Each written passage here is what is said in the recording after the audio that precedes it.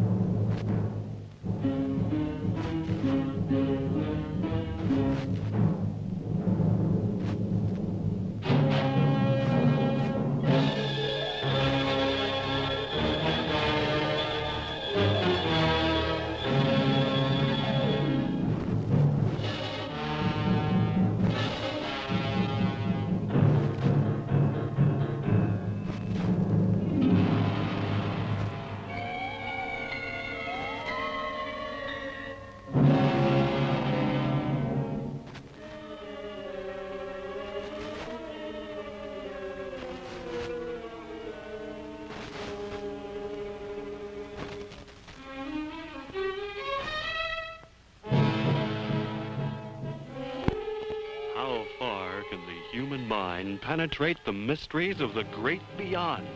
Who knows? This picture is based upon an extraordinary experiment carried out by Doctors Hughes and Tooney of the University of Los Angeles. There is no doubt as to its authenticity. Testimony of people participating in the experiment, sworn to by a notary public, preclude the possibility of any fraud. This picture is a combination of factual data mixed with fiction.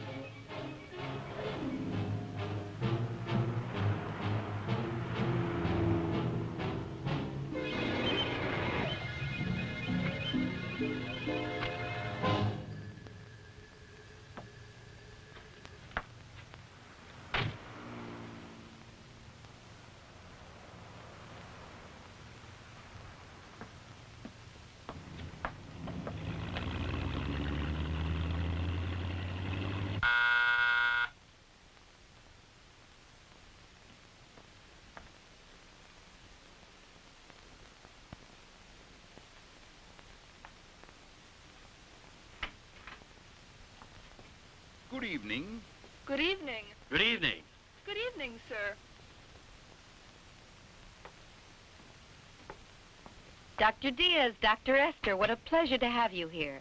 The pleasure is all ours. I hope you're feeling well. Very well, thank you. And you? The same old laborers, always working. Trying to find new ways to help patients die painlessly. Please don't choke.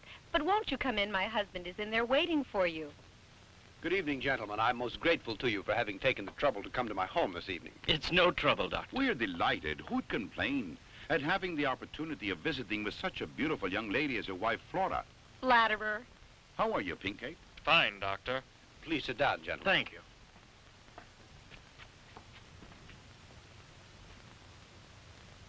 Dr. Diaz, Dr. Esther, I've taken the liberty of calling you here because I think it's time I revealed something very serious. Let's hear it then. It's about the Aztec breastplate and the bracelet, gentlemen. How's that? Why, the whole thing was forgotten long ago. It's a closed book, Doctor. And that's exactly what I thought, too. But things have happened lately that I think you two should know about. My friends, be patient and allow me to tell you a story. Although you already know part of the history, there are some things that you ignore. I think the best thing to do is to begin at the beginning. You both recall, do you not, that occasion years ago, 5 to be exact, when we held a convention on psychiatry in this city. I attended and gave a talk on the results of my studies related to the regression of a patient to a past life through the use of hypnosis. My theory was greeted with amazement and incredulity by the members of the convention. Among others attending that day were you, Dr. Esther, and you, Dr. Diaz. You both had come with Dr. Krupp, and my theory was made the subject of ridicule, and I left the convention bitter and defeated. I got to the house feeling unsure of these ideas. I'd been squelched, but I just couldn't accept the other opinions of my theories. I was sure they could be proven. That night, Flora offered to undergo a hypnotic test. She was fully aware of the danger of the experiment. Assisted by her father and by Pinkate, I hypnotized her. During her past life, Flora had lived among the great peoples of the Aztec. She told us such strange things, amazing things. Far back in those ancient years, her name had been Xochi. She was deeply in love with a brave and high-born warrior called Popoca. Their love was so strong that it would not answer to reason. So they decided to run away, even though it was her sacred duty to preserve her maidenhood and be sacrificed to the god Tecatlicopa. But they were discovered by the tribal priests.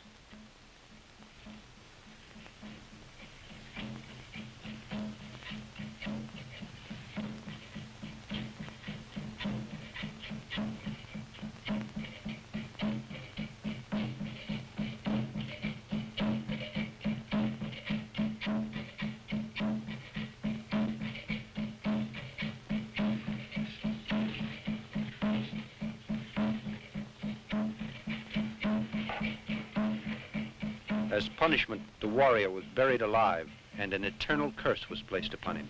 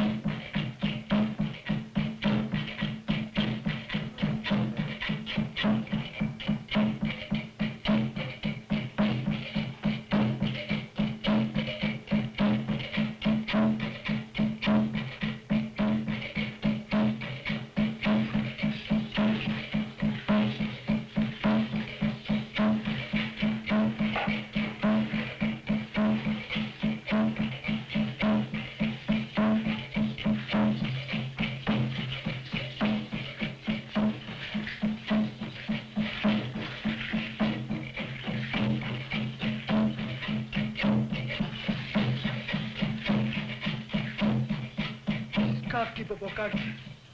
Umate me kao ni wiki. Me palconi. Ni mission grupilia. Ingwani que le huía. Maye wigatinete. Monde malcayelis. As for Xochi, she was adorned with the bracelet and the breastplate, which were engraved with hieroglyphics, indicating where the Aztec treasure was hidden. Then they cut out her heart. But as she began to regain consciousness, in the exact moment I came to the end of my little experiment, she struggled and began to shout. Flora had a terrible attack of some kind, and her blood pressure dropped to such an extent that we were afraid she might die. But a couple of weeks later, we discovered that Dr. Krupp, a man who had suddenly become a dangerous criminal in the underworld, had been there spying during my experiment. The experiment had been a complete success, but since we realized that no one would believe us unless we could come up with absolute proof, we decided to search for the breastplate and the bracelet.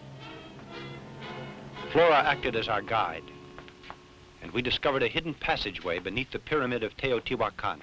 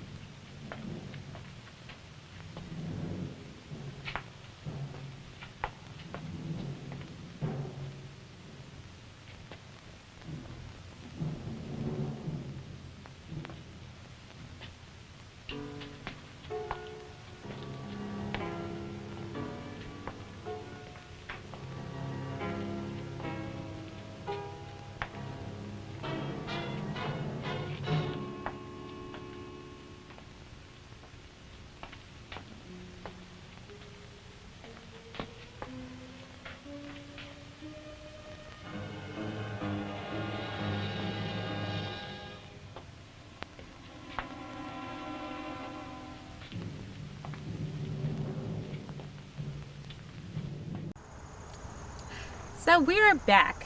We're back. And we hope you're enjoying this movie, but it is now time to tell you where we are and why we are. We are in the city of Waukesha, right? Township, whatever it's. Yeah, we're in Waukesha. Yeah, Waukesha. Waukesha, Wisconsin.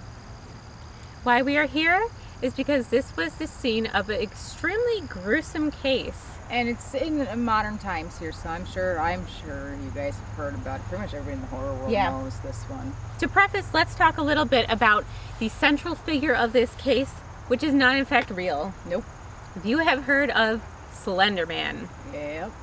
So Slender Man was a internet creepypasta meme that was created on a forum in 2009. What forum was it?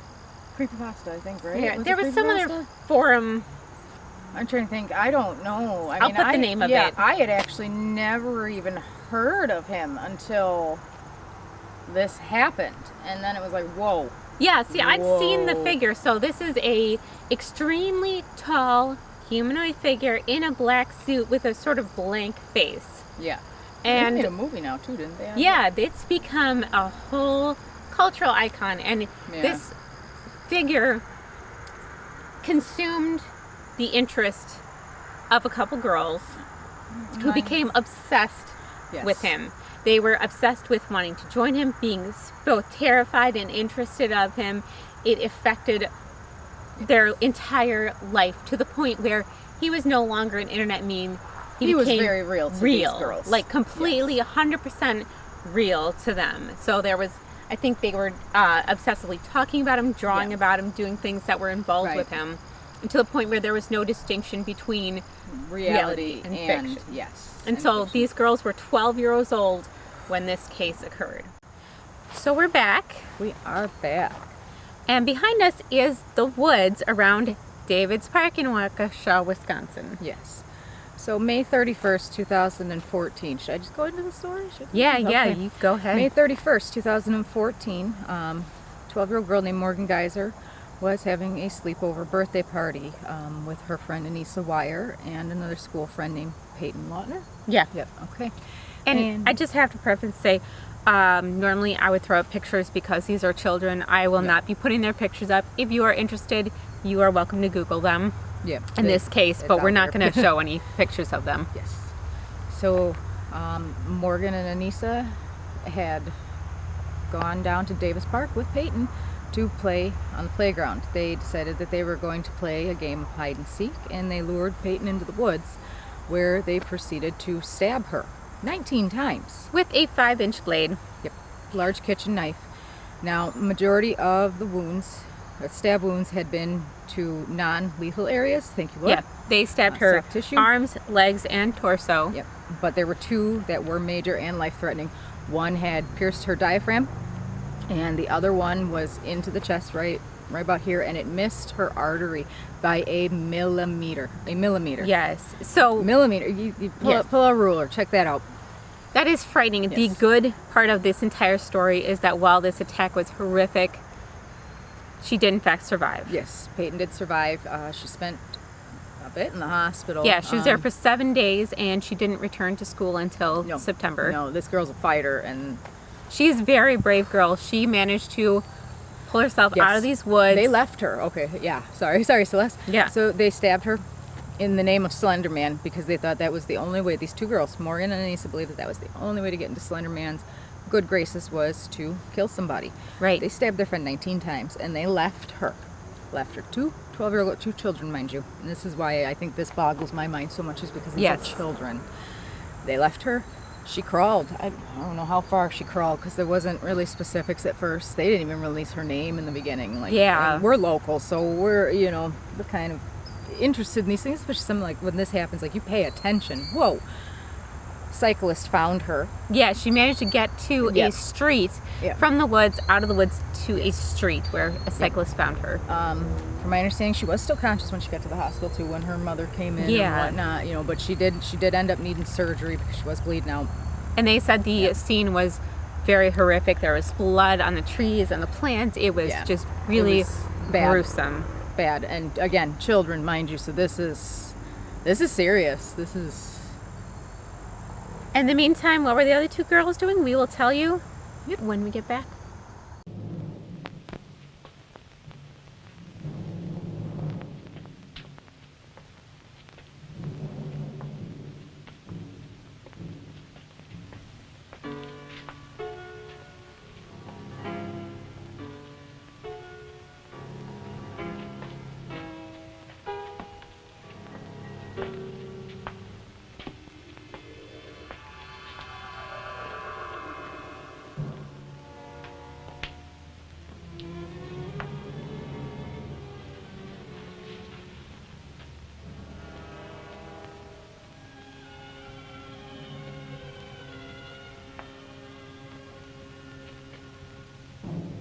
Professor, I think we're up against a dead end. It can't be possible. The Aztecs wouldn't build a secret passageway just to have it end up for no rhyme or reason. There must be some way through that wall.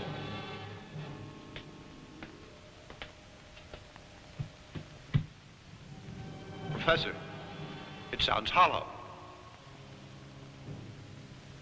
But it's so thick that it's senseless to try to break through.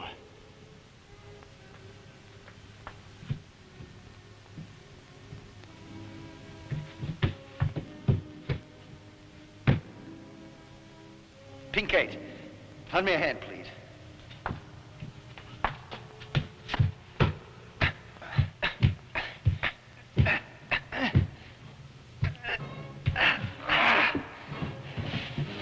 Flora, come on.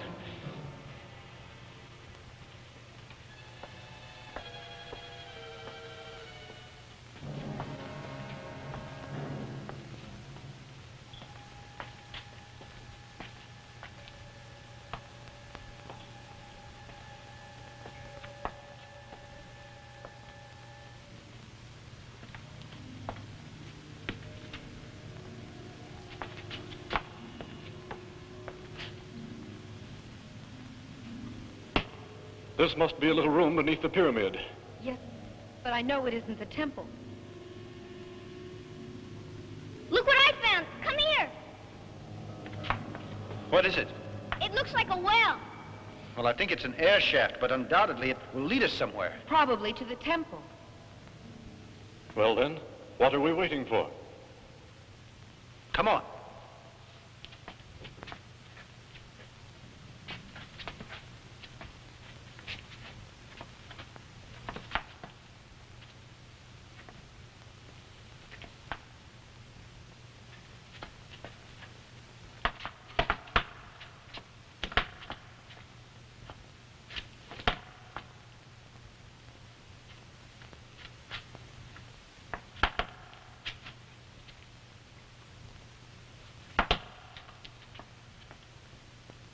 After descending several flights of stairs, we suddenly encountered the hair-raising face of the god Tecatlicopa.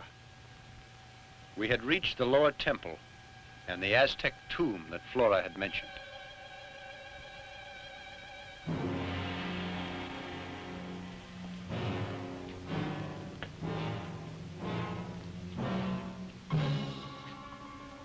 And there we came across the skeleton of what had once been Xochi. On the chest lay the solid gold breastplate.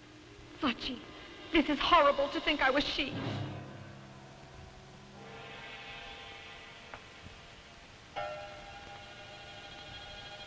You know, we're the first persons to break in here. It's a world that slumbered all these years and begins to awaken now. We've found what we wanted so badly. No, Edward, don't do it.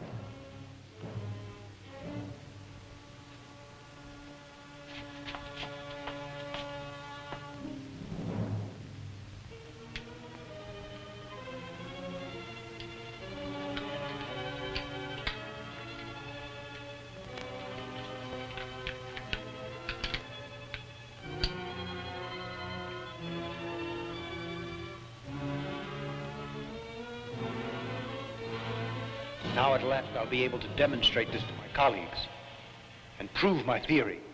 It's simply amazing.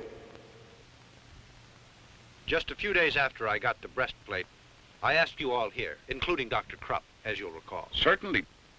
I'd say that it was the greatest experience of my life. And mine, too.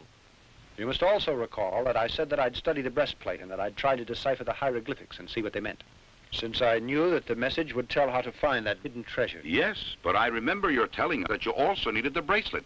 Exactly, Doctor. One object complemented the other. Without the bracelet, it was simply impossible to decipher the code. So I decided to go back for it, in spite of the Aztec curse that surrounded it. He who defiles the tomb of the Aztecs and finds the sacred plate will run the risk of death and his family as well, until the breastplate is replaced. I depended upon the help of my father-in-law and of my good friend, Dr. Pincate. So once again, the three of us got together and returned to the tomb. When we reached there, and I was just about to pick up the bracelet, my father-in-law stumbled on something and called my attention to it. Look here.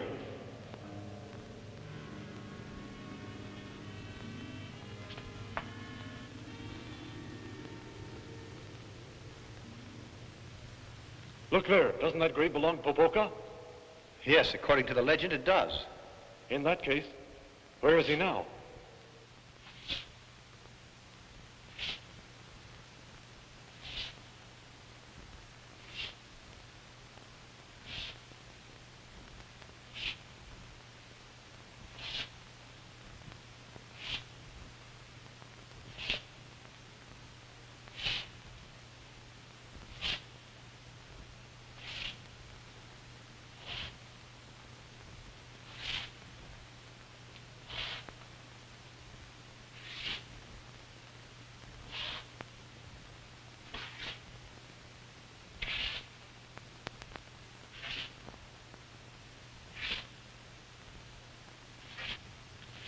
We heard a strange shuffling noise that was coming in our direction. And then out of the darkness appeared the ghastly and terrifying Popoca. The Aztec warrior had come back to life.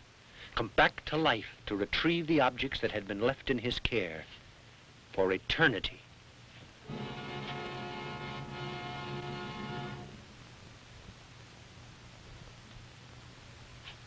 Let's put out the lights. I have an idea. I don't think he can stand it. Turn them on. Shine them in his face. Turn them off again. Lights again. You better run. I'll follow you.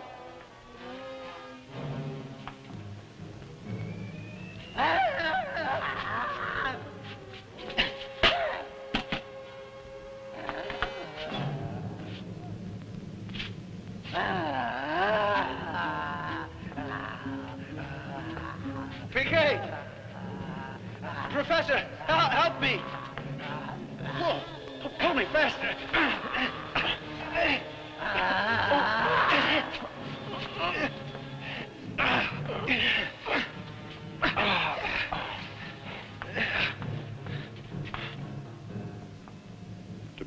frank, I thought my time had come.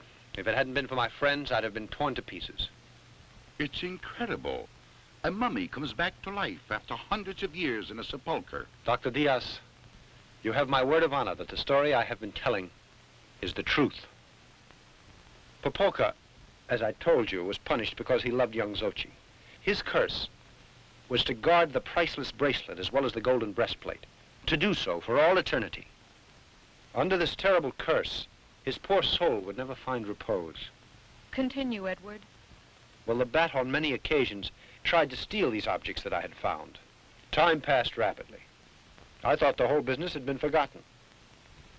But I found that the Aztec curse still followed us. One night, the mummy came to this house to get his treasure pieces.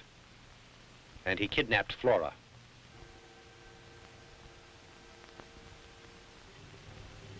He tied her to the sacrificial stone where the skeleton of Xochi had lain for centuries, and placed the bracelet and the breastplate on her. Obviously, the mummy intended to make history repeat itself. He was going to cut out Flora's heart and offer it to the god Tecatlicopa. The three of us rushed to the pyramid to try to rescue Flora. And we stood transfixed for a moment at the scene we saw. The mummy was standing next to the stone. He was holding a knife high in his right hand. I jumped to the floor and luckily was able to hit the blade with a bullet. It lunged at me and its enormous hands got hold of my throat. Life was leaving me rapidly when Flora's father suddenly held a cross up in front of its face. With this, he was able to hold the mummy at bay while we freed Flora. In a frenzy, we untied her and got her away from the stone. Then the professor ordered us to get her out of the pyramid. His tone was so adamant and I was so concerned for Flora's safety that we obeyed him blindly. But when we got out, I realized that he hadn't followed us, and I decided to go back for him. In that very instant, a tremendous explosion shook the pyramid.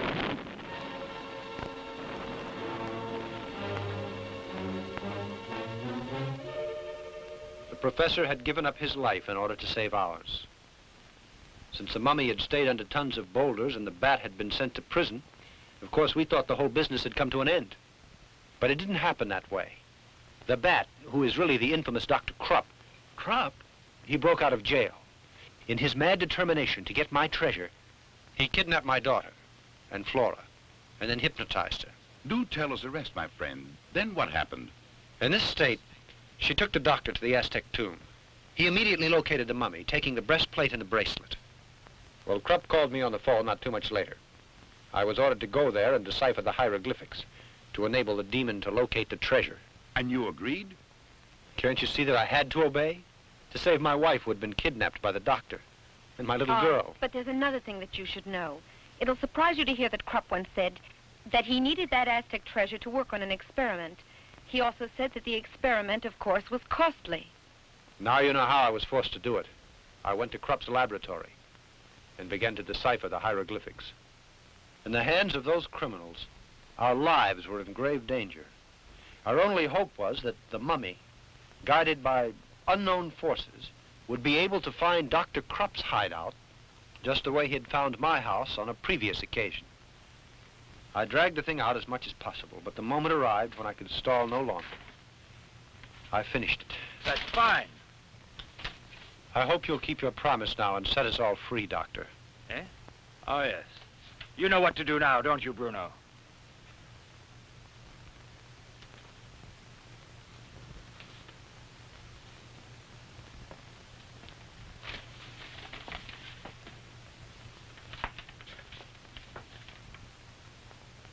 Just what are you going to do? Murder us? What do you think? You unscrupulous pig! Quick little backtracking here. Yes. The sleepover was actually May 30th.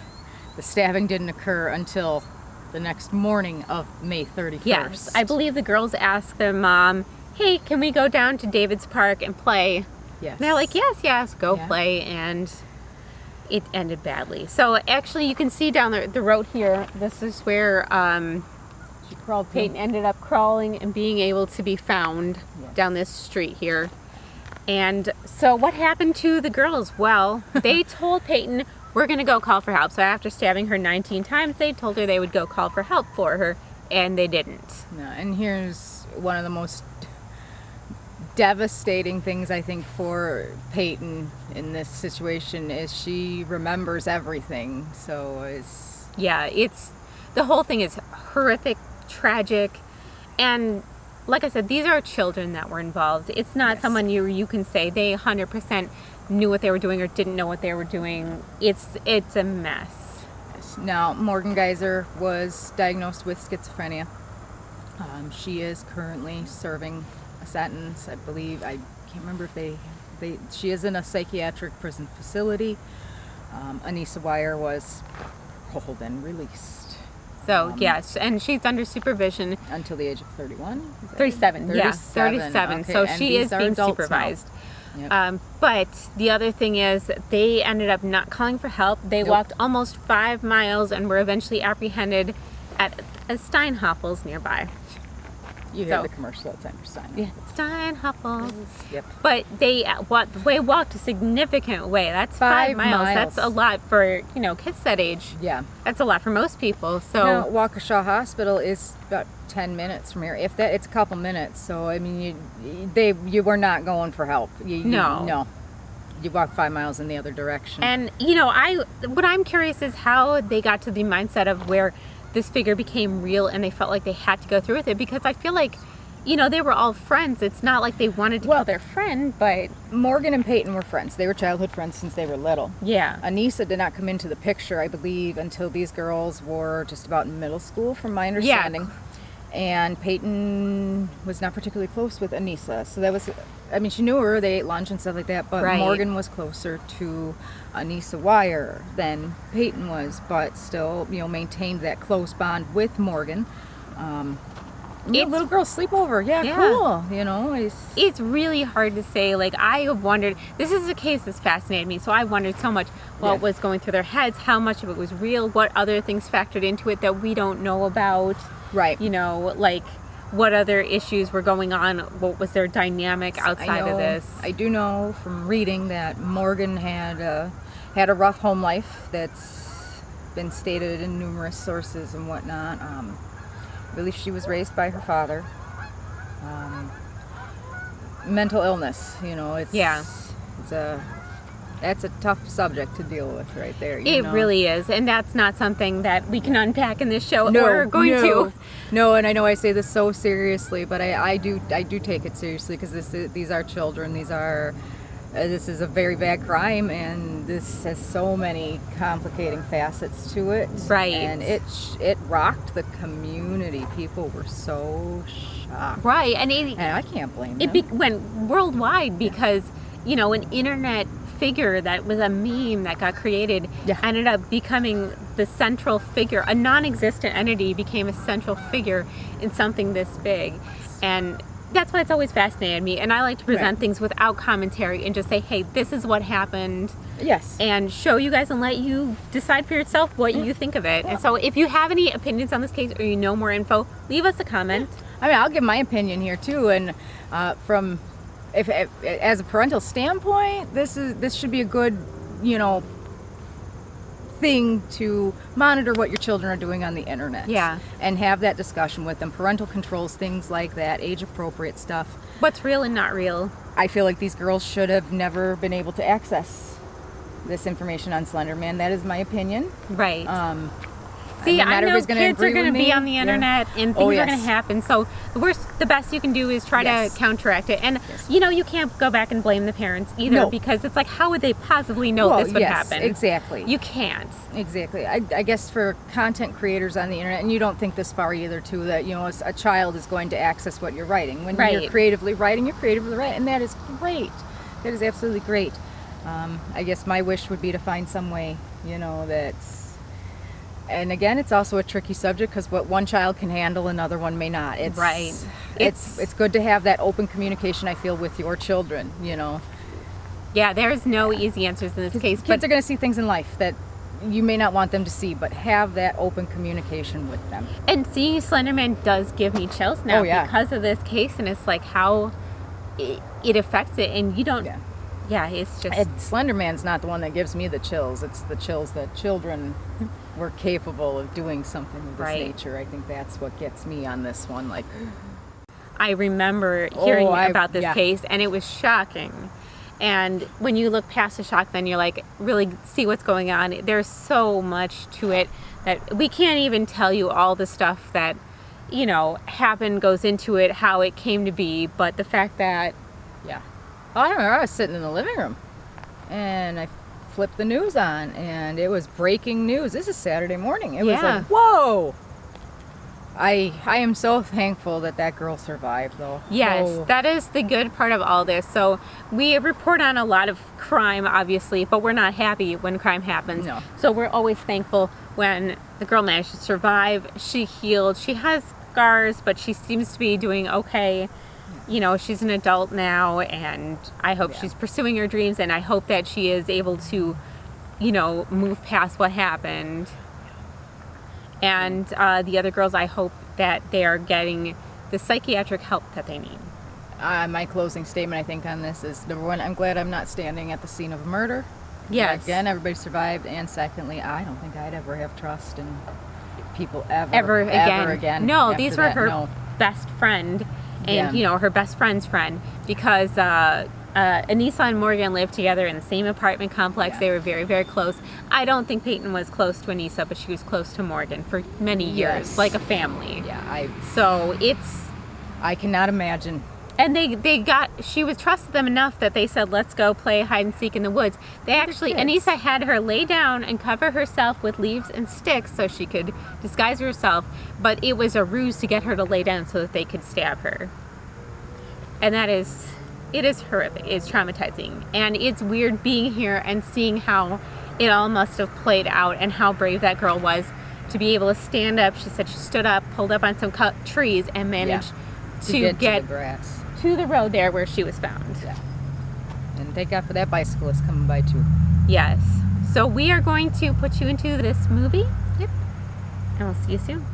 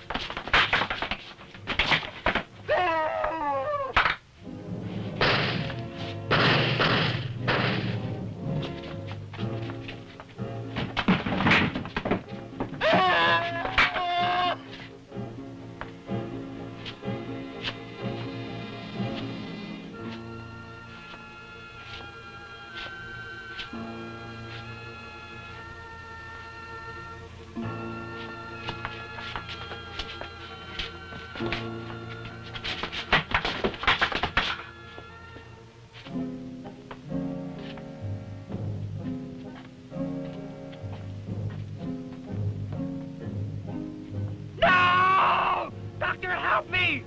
Can't you hear? No! Help me! No! Please help me! Help me! Mummy realized who the criminals were and settled accounts with them. Then, when he saw the doctor trying to escape, he picked him up like a rag doll and threw him into a pit full of rattlers. Ah! Ah!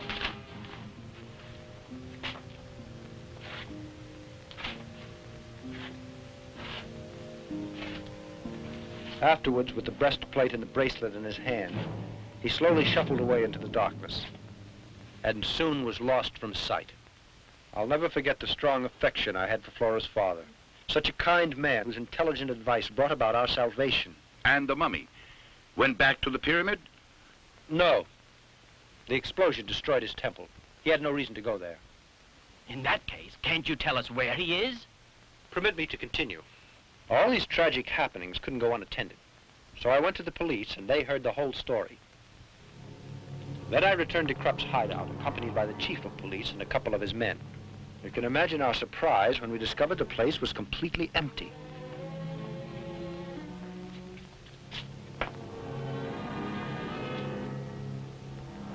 The laboratory had been dismantled, and the bodies of the criminals that the mummy had killed had also disappeared.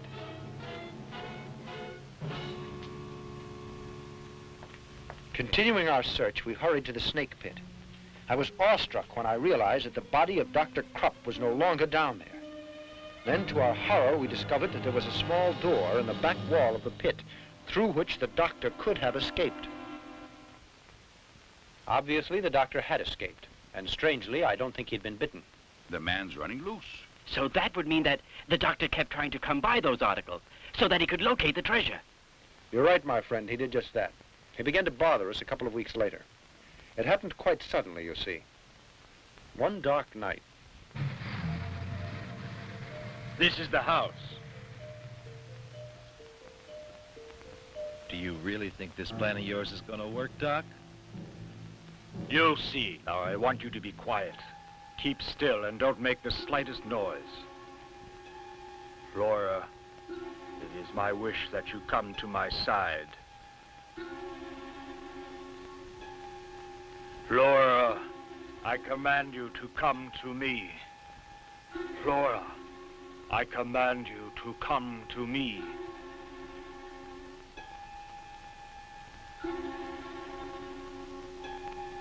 Flora, are you listening? Come here to me.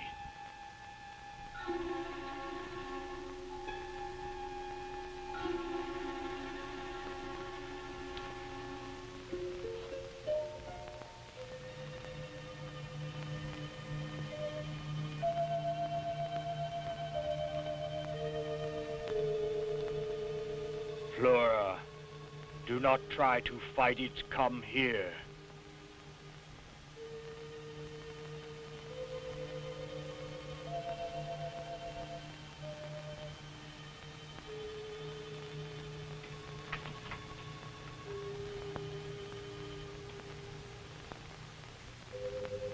Flora, do not try to fight it. Come here.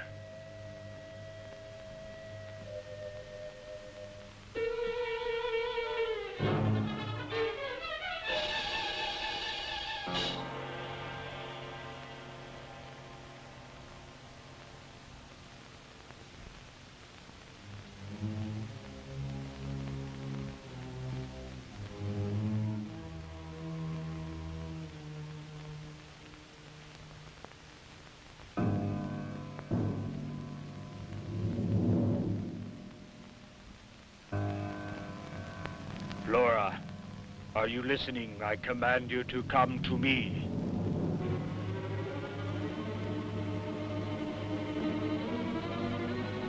Flora, you are to do as I command. Come here.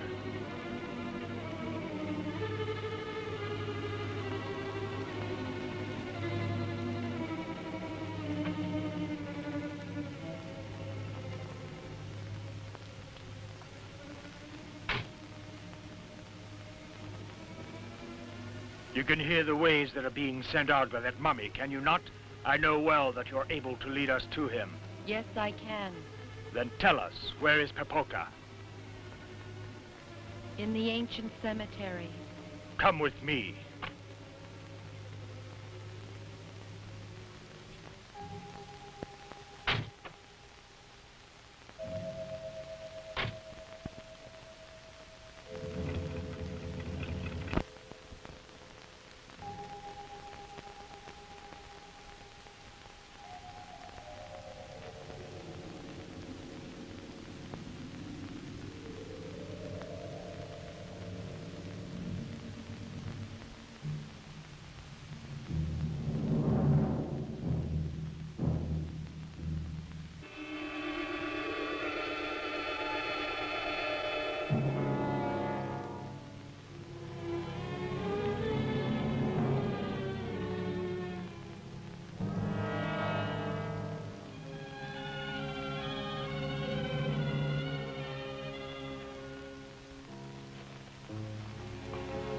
What are you doing here?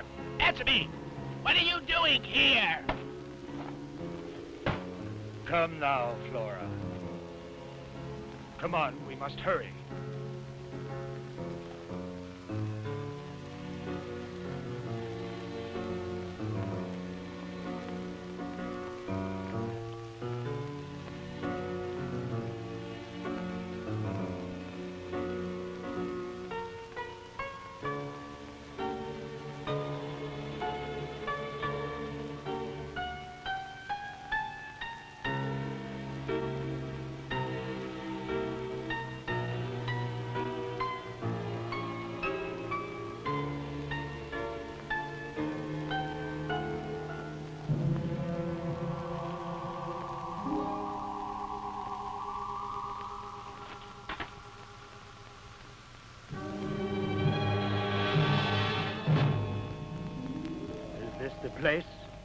Yes.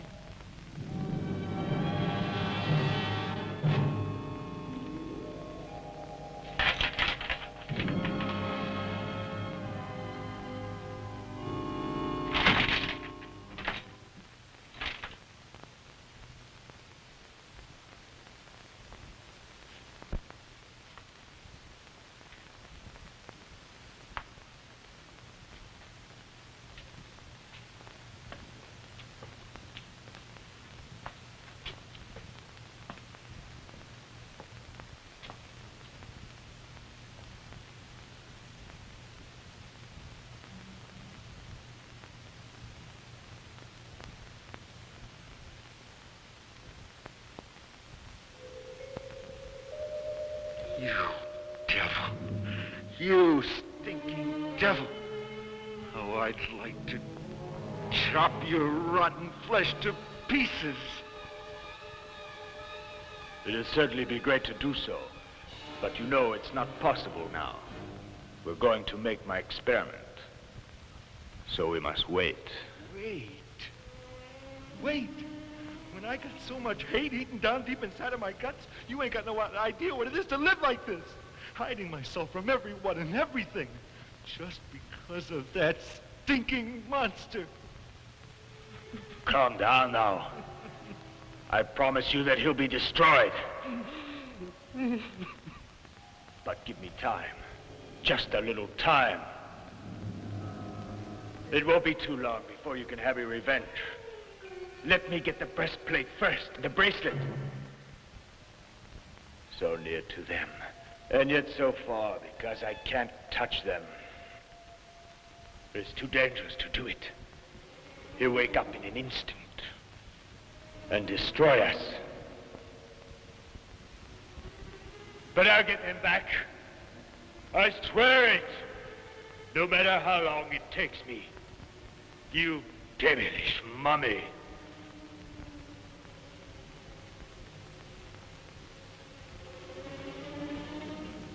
Come on, we better go now. We'll be needing a lot of time if the plan I have is going to work out.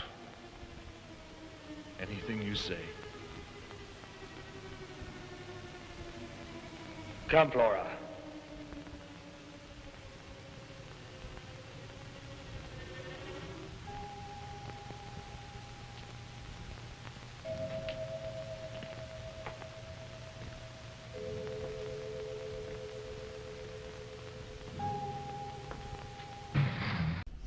Hey everyone, it's Celeste, and I'm here in Milpitas, California, which, if you don't know, is this little strip of suburbia between San Jose and San Francisco, part of Silicon Valley.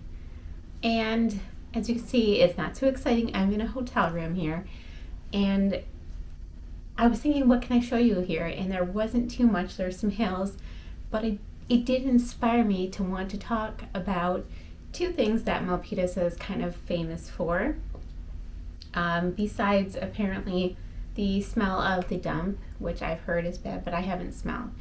Anyway, off track. The first one we're going to talk about is a very famous murder case. So this is the case of 14-year-old Marcy Renee Conrad. She was killed on November 3rd, 1981. So this became a super famous case because the victim was so young, and not only was the victim really young, the perpetrator was very young. She was killed by 16-year-old Anthony Jacques Broussard. He went by the name Jack. I don't know how exactly you say all these names. Sorry for that if I butcher it, which I am known to do. So it was one of those cases, it was so strange. We don't know exactly what happened, but we do know that Anthony, Jack, whatever, we do know that Jack was a big kid, a very large kid. Marcy skipped her second half of school that day to hang out with him. They were hanging out. He blames it on being under the influence of drugs. I'm not sure if that's true or not. So his friends had said, when he was a really young kid, he had discovered that his mom was dead in the shower, and he was never quite right after that, but they thought he was harmless, just this giant, harmless, little bit weird kid. But he wasn't harmless. He apparently assaulted and strangled Marcy, and then he left her body in a ravine by the hills of Milpitas, California. All right, the story doesn't quite end there. After he killed her, he went to school and started bragging about having killed her. So he was telling his friends, oh, I killed Marcy. Then he started bringing people up to view the body. Like, that's blows my mind. So that he was taking people up. He took, so over the next few days, a bunch of kids went and saw the body. So originally he went to an arcade and had told his friends. He showed them the body. They poked at her body with a stick to be sure it wasn't a mannequin. Then those kids started bringing other kids. You would wonder, why has nobody called the police? But the kids gave various reasons. They didn't want to narc on their friend. They were worried about getting in trouble. A whole bunch of reasons went into why they didn't say anything. One kid even brought their 8-year-old little brother to view this body. And I guess some kids stole a radio patch. They ripped it off her clothes of the body. So it was just a really messed up situation. So finally, 2 kids said, we have to tell someone. They contacted the police. Broussard was arrested. And what made this case even more famous is that this is one of the cases that changed the way people looked at juveniles in court. So he was, based on his crimes, tried as an adult, which is, I think, one of the first time this has happened. So it was altering the way we looked at justice in California. And I think that's pretty interesting. The community itself was just shocked. They were appalled. They said they have never seen children, like kids, be so callous about anything. Just going up, poking at her body, seeing it dead, and not doing or saying anything. And these were even her friends as well. Now, some people thought this was race-related because Broussard was African American and the victim was Caucasian, but all of the friends that he brought up to view the body were also Caucasian, so they kind of ruled that out as any kind of factor, which actually makes things even weirder because there was a movie made about this case, and a lot of the people, like the kids at the time, said this movie should never have been made. It wasn't factual. I haven't seen it. It's called River's Edge. I actually kind of want to see it now after having read about this case. And one of the main things they changed in this is that they changed the race of the killer to be white. And I think that's really weird. I'm not really sure why they made that choice. Anyway, the movie stars Keanu Reeves and Crispin Glover, which is even more reason to see it because I love Crispin Glover.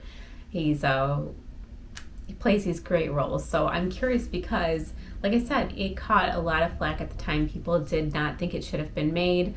Marcy's friends did not think it should have been made. So I'm curious as to what the controversy is and how they portray the entire murder in that movie.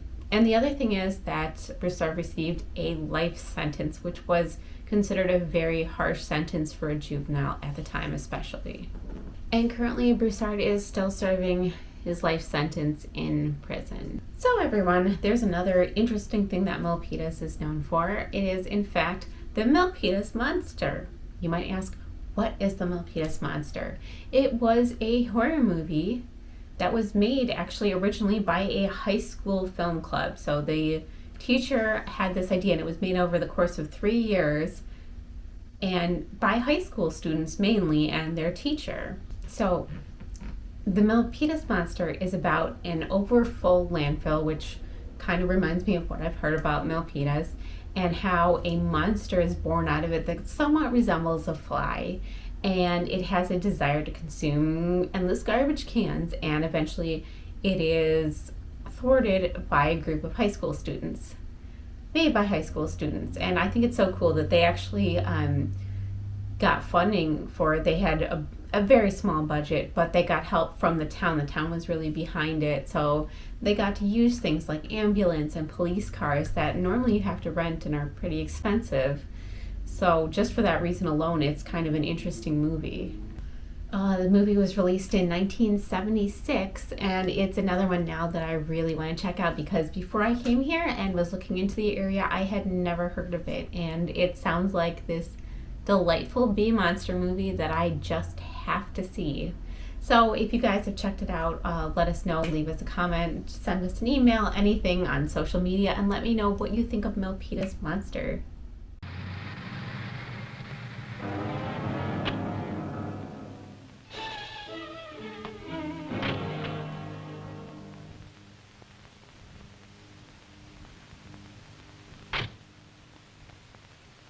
Now listen to me well, Flora. You'll go up to your room, and you'll go to sleep. And when you awaken, you'll act quite normally. And you won't recall a thing. Do you understand? You won't recall a thing. Now walk. Go on. Go on.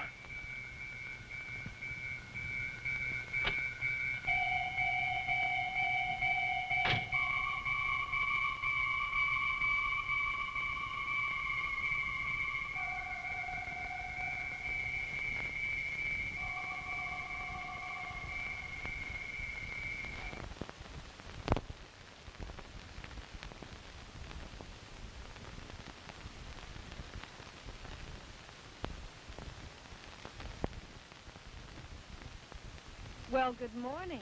Good morning, sweetheart. You must have been very tired. We were waiting down here to have breakfast with you. We could both eat a horse. Bacon and eggs, like always? Nothing for me, Maria. I have a terrible headache, dear. What's that you've got on your gown? It's all dirty. That's funny. You've been down in the cellar. No, sweetheart.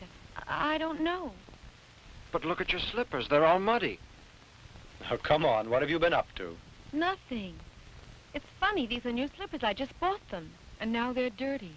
I think you went out last night. No. After I took my bath, I went to bed because I was tired. Yes, but you got up later on, didn't you? I did? No. Yes, because I woke up a couple of times and you were not in bed. No, you're mistaken, darling. I assure you I didn't leave my bed for a second. You went out last night, honest, Mom. Come on, let's forget the whole thing for now, all right? Remember, she has a great imagination. Tell me, has your headache passed? No. I'm going to lie down for a while. Excuse me, please. You children go out and have your breakfast. Yes, Daddy. Come on, Piquet, I want to talk to you. Oh, boy, what a liar you are. You shut your big mouth. You're the liar. Piquet, I'm very worried. This attitude that we've observed in Flora is not normal. What's more, I'm afraid that the bat has something to do with this. Then you really think that child was telling the truth about it? And that her mother got up and went out? Yes. It's quite probable. But Flora insisted she didn't leave her bed for a second. Because she can't recall anything. When she got up last night, she was sleeping. I don't understand it. It seems impossible. I'll tell you what I think. She was hypnotized and could be under post-hypnotic suggestion. So it seems to me that the bat controls her from a distance. It's logical. This strange attitude with Flora indicated that unscrupulous villain Krupp made her leave the house during the night. But where did they go to? Can't you guess what he's trying to do? You certainly know what he's after, the breastplate. And besides that, the bracelet. Precisely, Pinkate. Then you think that she was made to go along with Krupp, and he wanted her to guide him to find the mummy. Exactly, and you and I must go there. I'm going to find out if that scoundrel stole those objects. But that'll be difficult. You can't investigate without any clues. Yes.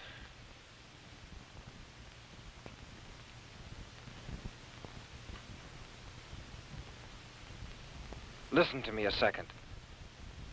Suppose we took her slippers to the laboratory to have that mud analyzed. That could help us, don't you think? Yes, that might just be the solution.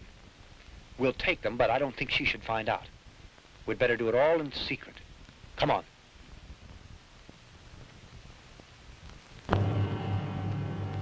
Yes, no, I'm quite sure. It's embedded in the dirt. Of course, it's a small quantity, Doctor, but your suspicions are correct. They're pieces of marble. You're sure it's marble? Can you identify its source? Is it a special kind? No, it isn't, but it's a fine quality. It might be a Carrara marble, I can say that. It's used in the construction of mausoleums, as far as I know. Thank you.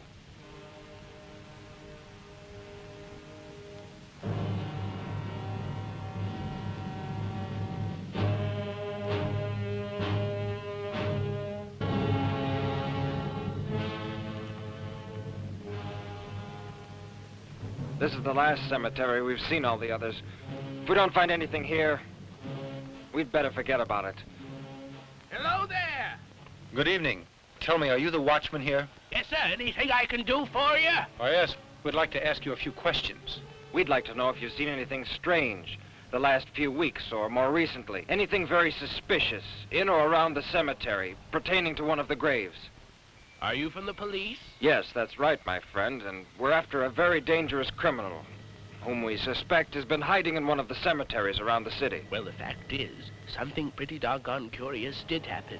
Just 2 nights ago, I was surprised to run into a young woman here wearing a kind of white robe. She seemed to be asleep, and 2 men entered the grounds with her. And when I asked them who they were, one of the guys slugged me, and they left me out cold here on the ground. Then we'll be taking a look around the grounds. You can do anything you want. Anything you want. You see, I was right. At last, we're on the trail. Now the tough part is yet to come, because we've got to walk around till we find the mummy. Look, we'd better separate now. Go that way, Pinkate. I'll go over there. Go on.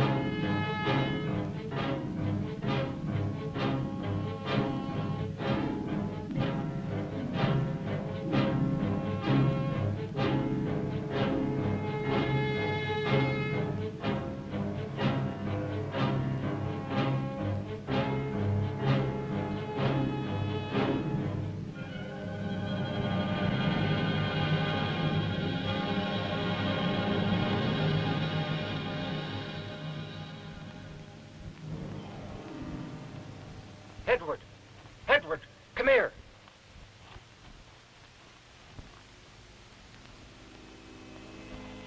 What happened? Look!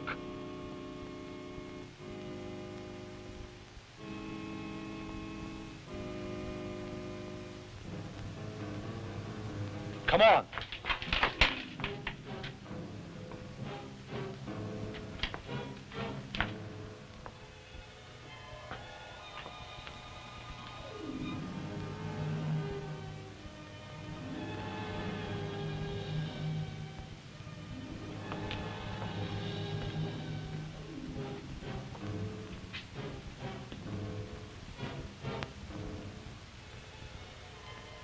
Look, the breastplate and the bracelet. They didn't take it. Hey everyone, Celeste here. I am here at the Queen Anne Hotel in San Francisco. This hotel was built in 1890. It's a beautiful building, as you can see, and it has a haunted history, which I'm going to tell you about. So it was built in 1890 as a boarding school for girls. The head mistress was Mary Lake. She was reported to have an affair with James Fair, a senator, and although she denied it, the rumors persisted and she was never able to escape that. So until Mary's death, these rumors persisted, and it was said that the senator helped fund the building of this school. Since Mary Lake died, this building has had many owners. It's been many things. It's now a hotel. It was apparently at one point a brothel and also held a secret society. So supposedly this hotel is haunted, specifically room 410, which was Mary Lake's office at the time. And unlike a lot of ghost stories we see, this is a friendly ghost. So this ghost will be taking care of guests who stay here. She will sing guests to sleep, help unpack their suitcases, and even tuck them in at night. So that's kind of ghost you want to see. But they also say that the rest of the hotel seems to be haunted too. There's some cold spots and other ghostly stuff that they think might be related to the secret society that was here for a while that was involved in apparently astrology. Also, right across the street here apparently lived Mary Ellen Pleasant. She was called the Voodoo Queen of San Francisco, and we don't know if she has anything to do with the ghostly happenings at the Queen Anne. So I am here at Stowe Lake. It is in San Francisco, and there's waterfalls, there's a beautiful lake, there's ducks and geese and pigeons galore. Why I'm here is because it is also rumored to be haunted. So the ghost that haunts Stowe Lake is the ghost of a woman that they call the White Lady. Now, rumors about this ghost have persisted for over 100 years. Story goes that this woman was sitting here with her stroller by her side on a bench at this park, and eventually another woman came and sat by her, and they started talking. And while they were talking, her stroller rolled into the lake, and she didn't notice for a while, and then she started going all around the entire park asking everyone, "Have you seen my baby?" She was desperate to find her baby. Nobody had seen it. The last place she checked, she was seen walking into the lake, and she was never seen again. Now, supposedly at night, if you come here at night, she haunts this place. People have said if you come with a group of cars, like if you and your friends come in a group of cars, they'll all stall at the same time. Also, other people say that she'll go up to people, she'll appear and say, "Have you seen my baby?" And there's also a rumor that if you say, white lady, I have your baby," 3 times, she will appear before you and she will ask, "Have you seen my baby?" Now, if you say yes, she will haunt you forever. If you say no, she'll kill you. So, should we try it? I mean, it's daytime, but it's worth a try. White lady, I have your baby. White lady, I have your baby. White lady, I have your baby.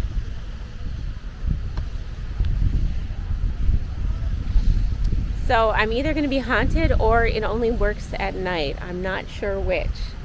But this is a tragic story. But also I'm getting a little bit of chills standing here. It might be the wind and it might be this ghostly story. This building you see up behind me across the street here is the Westin St. Francis. This hotel was famous for wild parties back in the day. A lot of famous people have been here. Gerald Ford was shot here, but it is most famous for the location where Roscoe Fatty Arbuckle killed Virginia Rapp in 1921. So they were staying in suites 1219 and 1221, 12th floor. As you can see, it's an impressive building, and there was big parties going on. Now, we don't actually know what happened to this day. According to Fatty Arbuckle, he had carried Virginia to the bed and she'd fallen off it. She said, "He did this to me," which is what ultimately condemned him to a lot of people. Her friend said that he assaulted her, and she died a couple days later from, I believe, a ruptured bladder. But honestly, we don't really know. He was tried for her death and acquitted, but it ruined his career, so he was never really able to recover from it. and he died years later, the day he signed a new deal. Also, in this same suite, so the 12th floor, rooms 1219 to 1221, Al Jolson also died of a heart attack at age 65 in 1950. So he was the highest paid actor and entertainer of the 1920s in America.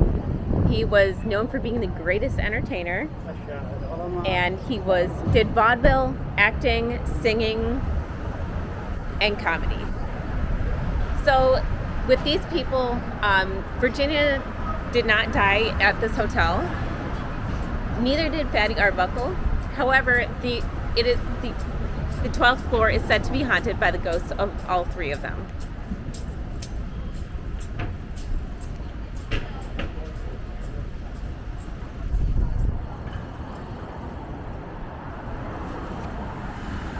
So if you haven't heard of Kevin Collins, he was a 10-year-old boy who made national news when he disappeared on February 10th, 1984. So this kid was waiting at a bus stop when he vanished. He left his basketball practice at his school gymnasium early that day. He left between 6:10 and 6:30. Now normally he would have been going with his 11-year-old brother, but his brother was sick that day, so he went by himself. Kevin was last seen at 7:55 p.m. waiting for the bus on the corner of Oak Street and Masonic Avenue. I drove through Oak Street and Masonic Avenue so you can see where he was last seen. Now, this case became noteworthy because it gained national attention. Kevin was one of the first kids to be featured on a milk carton, so one of the first missing children that was shown on one. Not the first, but one of the first. He was also one of the first kids who was featured on national publications such as Newsweek. He was on the cover of Newsweek in 1984. There was a huge national campaign to find this kid. Like, posters were up everywhere. There was this huge effort to find him. Unfortunately, he was never seen or heard from again. Because it was so widespread, his poster was actually inadvertently included in 2 movies that were filmed that year. The first one was the 1984 film The Terminators. There's one point where you can see his missing poster pinned to a board, and also the same year the movie Nightmare on Elm Street came out, in which you can see his missing poster pinned to a board in the police station. Kevin was last seen talking to a blonde-haired man at the bus station. There was a person of interest named, however, he died in 2008, so that left a lot of dead ends. They haven't found a body. They haven't found any trace of this kid since then. So, as we always say, if you have any information about Kevin Collins, please contact somebody. I'm going to put up his photo as a missing child and also the age progression photo of what they would think he would look like today. And you know, I don't know that at one point they dug up the basement of the person that they had named a person of interest, and they had found some bones, but these turned out to be animal bones. Now, these may have been the bones of the man's dog, because it was reported that the person that Kevin was talking to had a dog with him. So maybe when that got out, he killed his dog. Maybe his dog died and he buried him in his basement somehow. But either way, they haven't found any trace of Kevin. He may still be alive and out there somewhere. We visited the crypt from time to time to take a look at the mummy, with its breastplate and its bracelet, too. And the bat, is he still around? You know, he disappeared from sight. Then, just a couple of days ago, we read an article that is very interesting. We were profoundly surprised by it. According to the article, a couple of nights before, a cadaver had been robbed from the amphitheater. And the individual who did it was the bat, of course. Yes. In the beginning, we had some doubts, since the man who had been attacked couldn't offer us a description of his assailants. But later on, our suspicions were confirmed. Yesterday, there was a burglary in the Radiology Institute. The thieves took a machine that uses radium. They also stole a brain out of a laboratory. This time, the police were able to identify the crooks as the Bat and all his band. As a matter of fact, they were almost captured. Are there any good clues, Doctor? Lead is the only metal capable of resisting radiation. Lead material in this city is handled by many wholesalers. After visiting the first 3 or 4, Good morning, sir. Good morning. What can I do for you, gentlemen? We're sorry to be a bother to you, but is it just possible that lately you sent out a large shipment of lead? Could you give me that information? In the last 2 days? Or it could be a week, more or less. Well, let me check. We keep a record of our shipments in this book.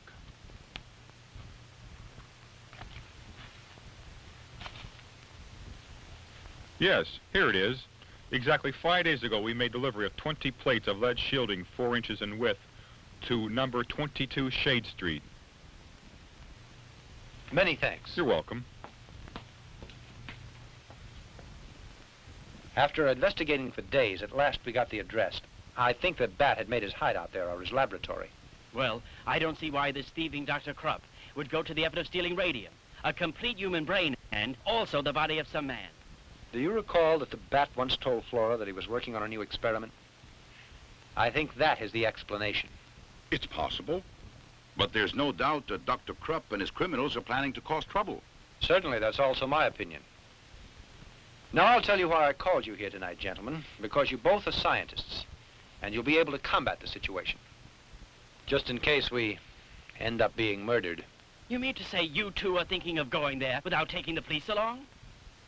Yes, because you see, we're still not sure that that's the Bat's laboratory. And the police still don't have much faith in us because of what happened before. Flora, in case we're not back here at the house by 3 in the morning, I'm leaving it up to you to call the police. Edward!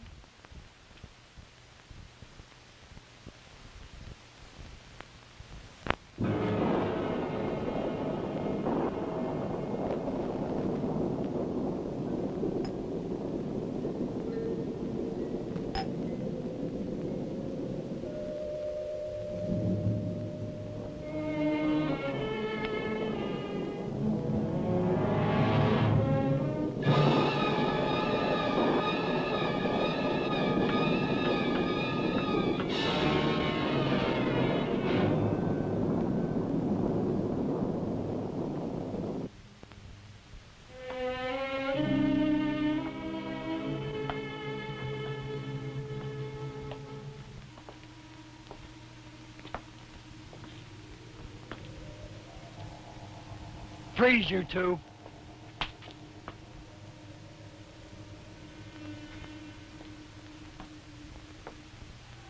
Dr. Almada.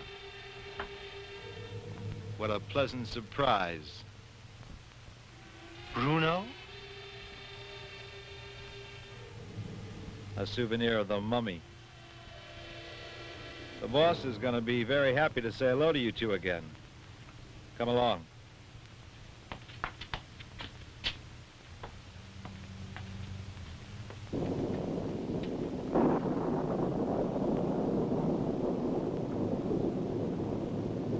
Boss!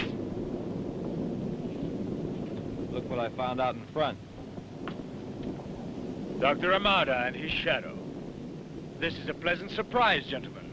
After such a long time, I come face to face with such good friends. Exactly where did you find them? Out in the shop there, looking around. I offer you my congratulations, because you are magnificent detectives. Did anyone else come with them? Nobody else. I saw them when they drew up in the automobile, alone. Bruno, aren't you going to attend our guests the way they deserve? Go fetch chairs for the gentlemen. Sure, right away. Tell me, how's your beautiful and charming wife, Dr. Almada? I learned about your marriage, and I admit it's a bit late to say it, but receive my congratulations. And Pinky, how are you these days? Are you still the champion of right? There's no doubt about it, and I'm glad. Come over here.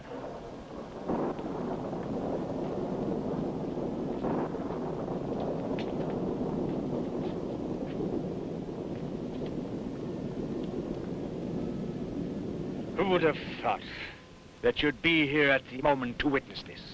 Because you're about to see something that will astonish you, truly unbelievable. When you feast your eyes on this, I don't doubt that you'll be amazed, Doctor, and you'll be the first to congratulate me. Frankly, I'm happy that you came here to visit us, Dr. Almada.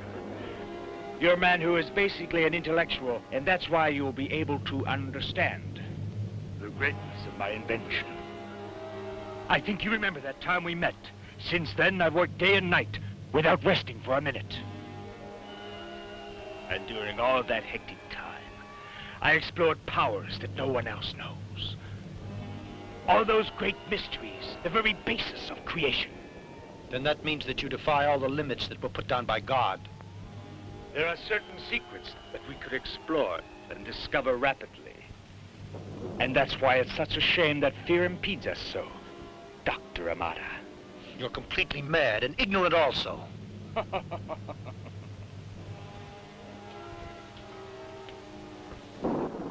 Don't you respect research at all? Don't you want to learn to know why a body functions? I do. And at last I found the cause. Take a look at this heart that's beating. It lives. It lives and pulsates because I gave it life. And if I can give life to inert material, why can't I give it to the bodies that are damned to death and decay? No one can possibly imagine how I worked. When I dug in the mud with these hands and entered tombs, I tortured many animals with pleasure to find the answers to man's existence. You're insane, do you know? I decided to create a man. A breathing body. A real man. And I have made that dream come true. There you have the greatest creation of man's intelligence. A human robot, Doctor.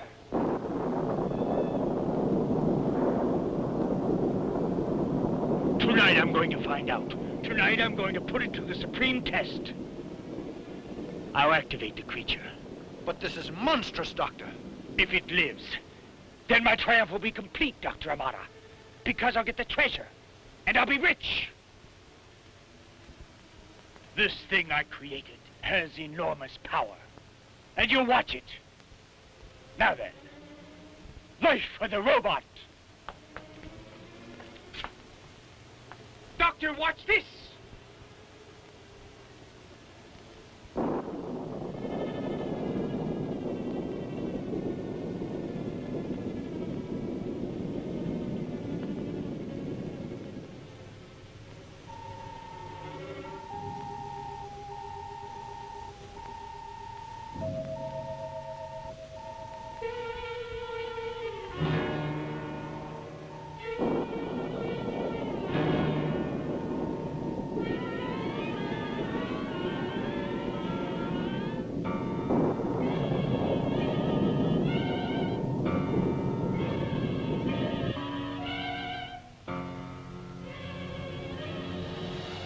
.30 already. Don't you think it would be better to call the police now? I don't know what to do. No. Let's all wait till 3 a.m. and respect the doctor's wishes. Suppose they're in danger.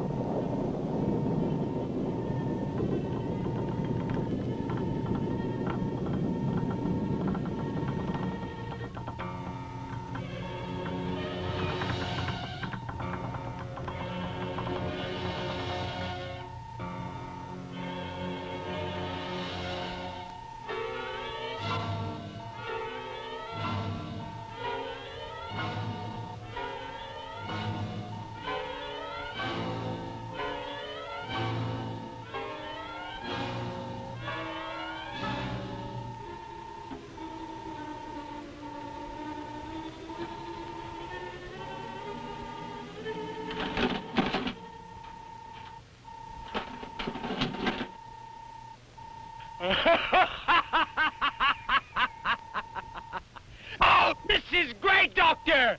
The greatest invention!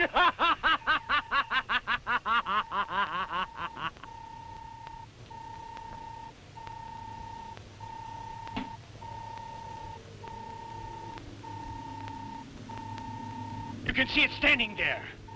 A marvelous machine, a tribute to the great intelligence of man. A human robot. With this shining creature, no human being on this earth can oppose me. Do you understand? Do you know what could have happened to you right now?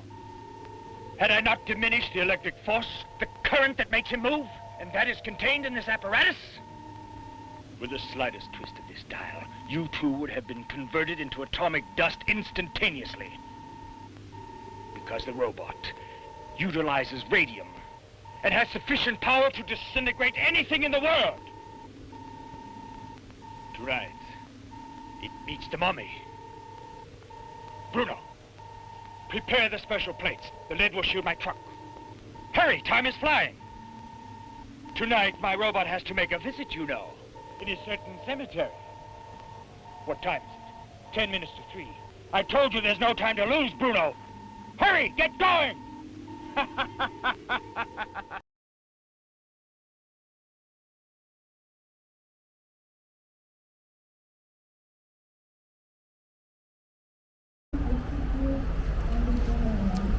I am here at the steps of the San Francisco City Hall, which was notorious as the scene of the November 27, 1978 shooting and killing of San Francisco Mayor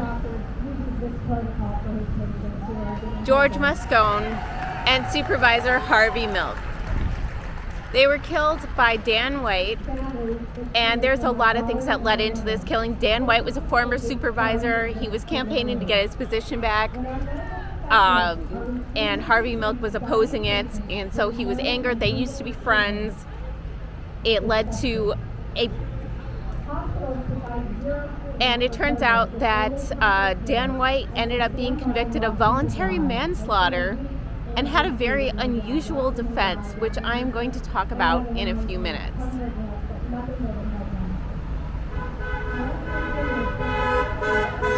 Oh, behind me, there's an anti-vaccine protest, and it's so bizarre to me. Anyway, I haven't seen one of these. Alright, so I told you guys I would talk to you a little bit more about Dan White. He had gone through a bunch of stuff, like he was getting grief from all sides from his constituents. He'd recently resigned a position, and he was struggling with his mental health. He was trying to get the position back, and Harvey Milk was one of the people who voted against him getting his position back. So it was a whole complicated thing, and it led to a strange defense. Now, people have mistakenly said that they used the Twinkie defense, saying that he was blaming it on having eaten too much processed sugar. That was not factual. That's not part of his defense. So what he did say was that he had diminished mental capacity at the time. He was suffering from depression, and that depression had led to a huge range of changes in behavior and diet that had sort of created this spiral effect of, him not being in a place to make sound judgment at the time. So he was convicted of voluntary manslaughter, which was an extremely controversial decision at the time, and this verdict led to lots of protests, and it actually led to California law changing to remove the diminished capacity defense. One thing I think is super weird is that Dan White actually only showed remorse one time for what he'd done. He had said in an interview, I guess they were nice guys, too bad it happened, and that's the only thing that he ever said that indicated that he had any remorse for what he'd done, which is super weird to me, but tragically, because I think that the whole situation is very tragic. His actions, the struggle with mental health, it can be real, and I don't think that he was receiving proper care for that, obviously, because less than 2 years after he was released in 1984, he ended up committing suicide. So that is a whole tragic history of Dan White and how it's related to Harvey Milk, and there's other stuff about the case I'm not going to go into right now. But it's something, if you're interested, look it up. It was kind of chilling to be at the spot where 2 people were shot and killed. So I'm glad I got to see it, and it's a beautiful building too. The architecture is really cool. So I liked that. And then it hit me, of course, I'm standing at the spot where 2 people died. And then you get into the whole bizarre defense and how he was actually, got voluntary manslaughter and was paroled shortly afterward. The whole case is just weird. Well, this enormous building behind me, 101 California Street, is the site of a very famous mass shooting. July 1st, 1993, Gianluigi Ferri, a 55-year-old failed entrepreneur, went into this building, went up to the 34th floor, which was the law office. He actually intended to go to the 35th floor, but secretary had pushed the button and the elevator opened on the 34th floor, so he came out and started shooting. After that floor, he proceeded down several other floors, firing as he went with 2 guns. In total, he killed 8 people, injured 6 more, before finally killing himself when police closed in on him. What makes this even more bizarre is we still don't know what prompted this attack. So he had dealings with this law office in the past, but no contact for the past 12 years before the shooting. He did express a dislike for lawyers in general. So that was reported that he did not like lawyers, but we still don't know what exactly prompted it. He did leave a 4-page long letter that detailed stuff, but it was almost unintelligible. It was full of grammatical errors, spelling errors. It was all uppercase typed out. I think it was like really small type, and they couldn't determine much from it except that he claimed that he had been poisoned by monosodium glutamate, MSG, which is a food additive. The letter was also full of complaints against the Food and Drug Administration, the FDA, and it listed a bunch of people that he said were criminals and bad people, but none of those people were targeted in this attack. So it still remains a mystery. So you can see this building is absolutely enormous. I want the police. It's urgent. Headquarters, I want to talk to the chief of police. I want you to stop and think about this. A new kind of world. An army of robots obeying me. The human species. Sheep obeying my orders. A new theory that man has not dared imagine.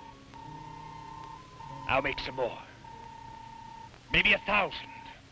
Now that I know how, the rest is easy. But for that, I need money. That treasure of the Aztecs. That's why tonight the mummy will give me what I want. Boss, it's all set. Fine. You two will stay here and guard our distinguished friends. They mustn't get away. They're an extremely important cog in my plan. I'm sorry that I can't take you along, but you'd only get underfoot. But I'll return, gentlemen, to inform you that I could destroy the mummy. And with the gold breastplate and bracelet in my hands, you'll begin once more to translate the hieroglyphics.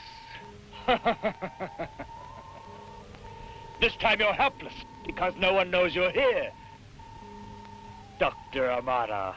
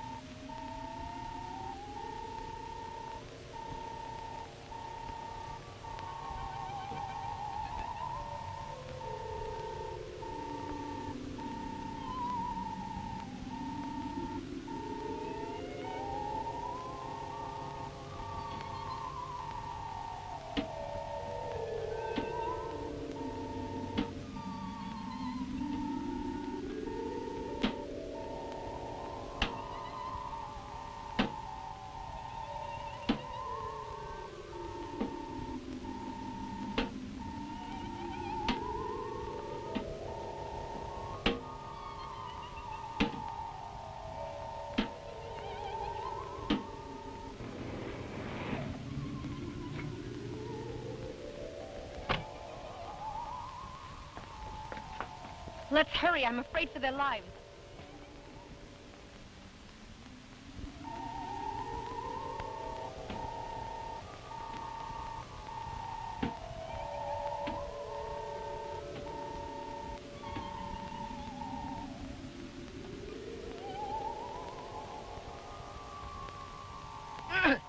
on, get up! Come on, let's go! Come on!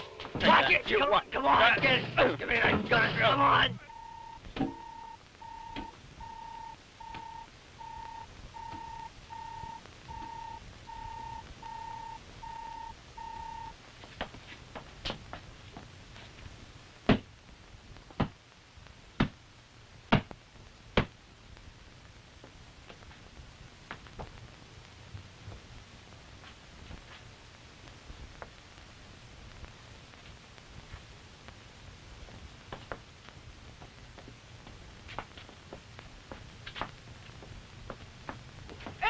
Flora.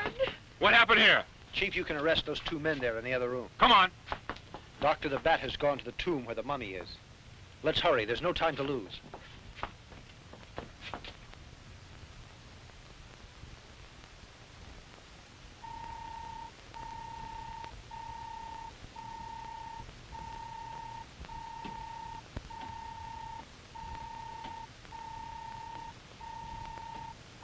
What's that?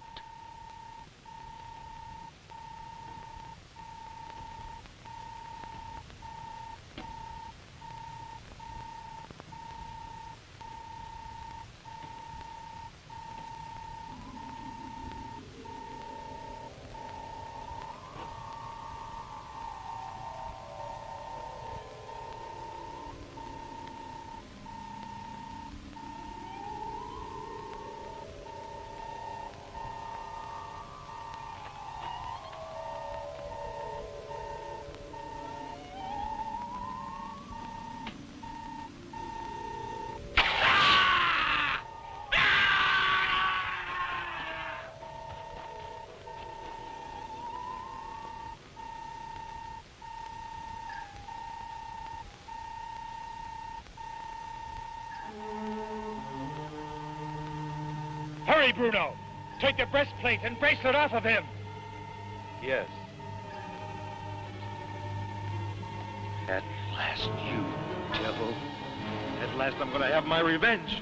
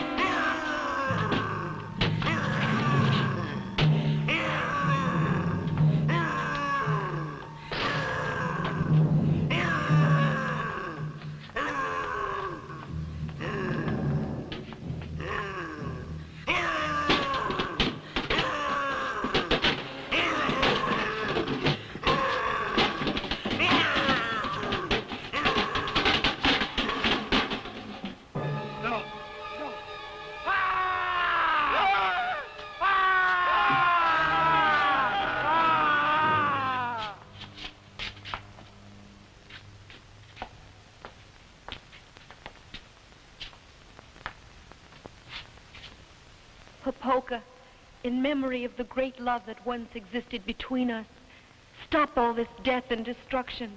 Take these objects that are yours to guard, and go back to the grave of our ancestors, where we should never have interrupted your eternal sleep.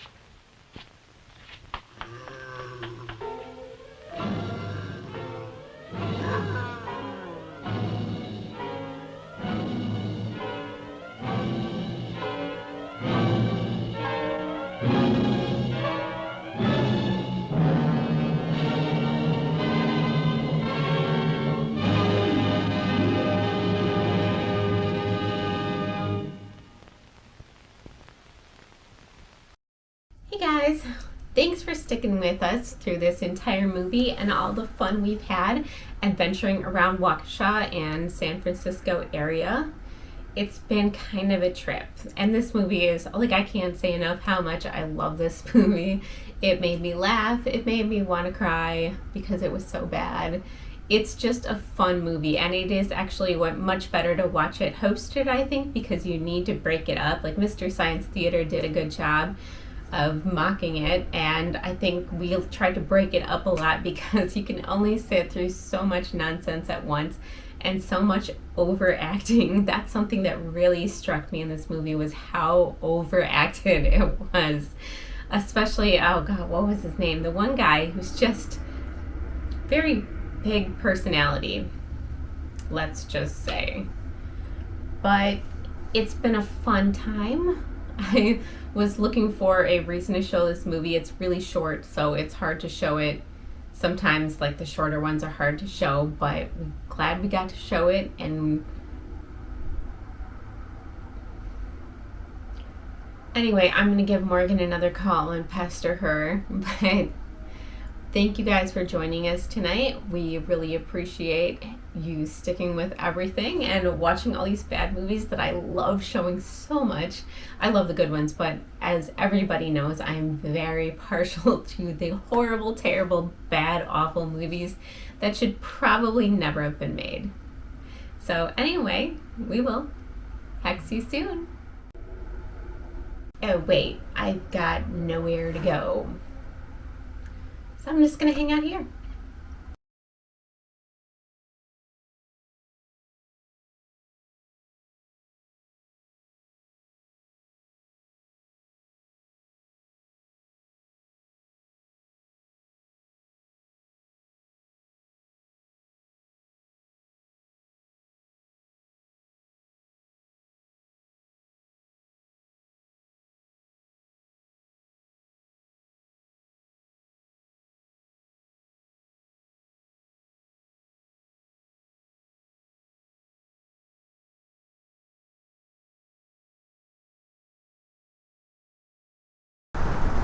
Hey everybody, we are at what was originally, the Waukesha O'Laughlin Stone Company. Yes. It is a quarry. It is now a different quarry. Morgan's falling down the hill. I am. Anyway, so we're not going to give the current name of it, but it used to be the O'Laughlin Stone Company back in the day, and we are going way back, over 100 years back, in fact, to tell this story. Actually, 100 years to the year. Yes, this year. So this happened in March 8th of 1921. And what we are talking about is the still unsolved case of what has been dubbed Little Lord Fauntleroy of Waukesha, Wisconsin. Yes. On the morning of March 8th, 1921, a worker for the O'Laughlin quarry was out on a walk, and he saw something very disturbing in the quarry pond. What he found was the body of a little boy between 5 and 7 years old floating in the water. Right, so he called the police, the sheriffs came, they pulled this boy's body out of the water. At first, they had no idea how long this kid had been in the water. They said it could have been anywhere from a few days to up to 6 months, yes, they estimated at the time. And it's strange because he's never been identified. His clothing I want to say is dated. We'll give you more on that. Yes, so he was dubbed Little Lord Fauntleroy because there was a very popular children's book at a time, sort of a rags to riches story that really caught on. It had an illustration of this kid that was dressed in a very Victorian upper class outfit. Yeah, so very fancy clothing, and this Little Lord Fauntleroy is very excessively polite, so they dubbed this kid Little Lord Fauntleroy because they had no idea what his name was. And he had expensive clothing on. Yes, very fancy, very expensive clothing, not exactly current clothing that kids would wear at the time. And even though the book did inspire fashion at the time, it predated this case. They originally thought that this little boy had drowned. The coroner at the time found very little water in his lungs. What he did find was a wound to the back of his head. Yes. Initial cause of death was ruled as blunt force trauma. Right, so originally they thought maybe this kid had been left unsupervised, wandered around, and had drowned, but that was clearly not the case. This kid was murdered. Yes. And in addition to that, they were desperate to find out who this child was, so they actually took his body and displayed him at the funeral home and opened it up to the public. They say like 600 people came to look at this little boy. People came through. They printed a sketch of him in the paper too. Yes, and we'll put the sketch here. Yeah. Shaggy blonde hair is how he was described. Brown eyes, and fair complexion, I think. Yes, and they estimated, around 5, 6, 7 at the most years old. No malnourishment, no signs, no other signs of abuse or anything on him, or poverty. Just the way he was dressed, and despite that many people coming through the funeral home, nobody was able to give any clues as to his identity. So there was also another theory that this little boy had been abducted from a wealthy family from a different location and dumped here. Now, another quarry worker came forward and said about 5 weeks before they had found this young man, which I found some February 6th, I think. Yep, so it was in some of the police reports, February 6th, which is almost a month, actually. There was a woman in a red sweater asking this man if he had seen a little boy running around here. Yeah, she was crying. She was with another gentleman. Yep. So then the thought came, well, they had let the kid out to play while they were having hanky-panky in the car, and he got out and he drowned. But again, that was disproven with the coroner's initial autopsy. So there's some other theories which we're going to cover again soon. Yeah. But we just wanted to give you the basic outline of this case, and it fascinates me because to this day it is unsolved.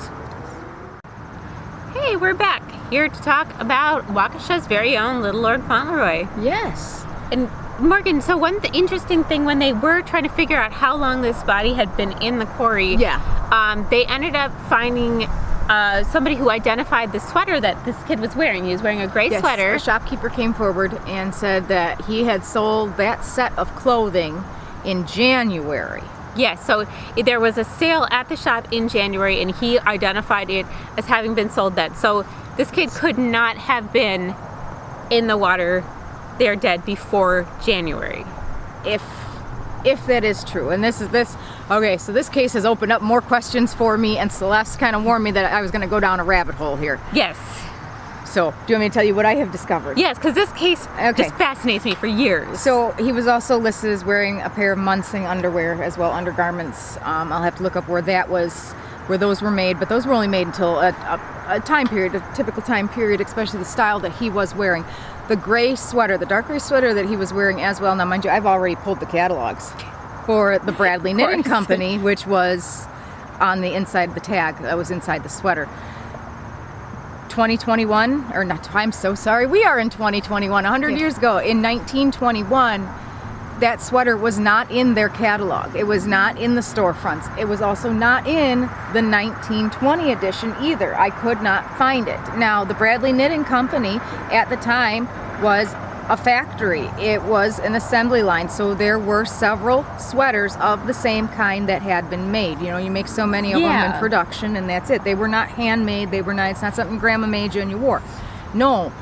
this sweater is not in these catalogs, so I'm gonna keep pulling until I find it, because if he died in 1921, then there's no... Right, and so if they were on sale in 1921, then there's a chance that they were actually there earlier. Yes.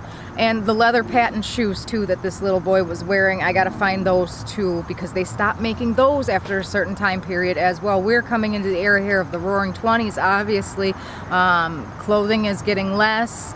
Shoes are becoming more efficient to wear. They don't wear out as much, things like that. Right, and we're trying to figure out... We're coming into a recession. There's so much mystery surrounding this case, because even more, they said for years after this kid's death, once a year, a heavily veiled woman would come and leave flowers at his grave.